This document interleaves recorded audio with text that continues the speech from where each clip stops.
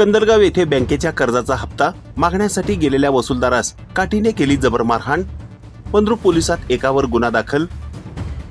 दक्षिण सोलापूर तालुक्यातील कंदलगाव येथे बँकेच्या कर्जाचा हप्ता मागण्यासाठी गेलेल्या वसूलदारास काठीने जबर मारहाण करण्यात आल्याची घटना घडली आहे।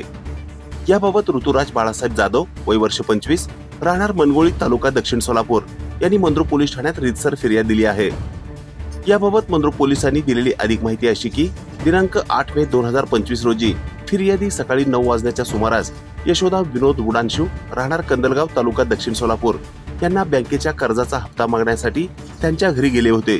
त्यावेळी संबंधित महिलेचा पती विनोद नागनाथ उडानशिव राहणार कंदलगाव तालुका दक्षिण सोलापूर याने फिर्यादीला अश्लील शब्दात शिवीगाळ करून लाथाबुक्क्याने जबर मारहाण केली।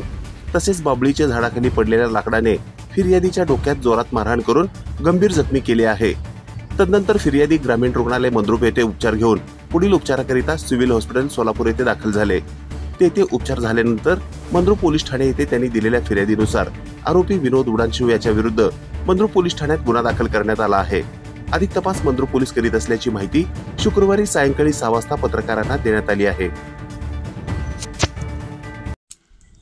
ताज्या घडामोडी पाहण्यासाठी आजच महाराष्ट्र सुखदेव न्यूज या YouTube चॅनलला लाईक आणि सबस्क्राईब करा। ताज्या घडामोडी पाहण्यासाठी आजच महाराष्ट्र सुखदेव न्यूज या YouTube चॅनलला लाईक आणि सबस्क्राईब करा।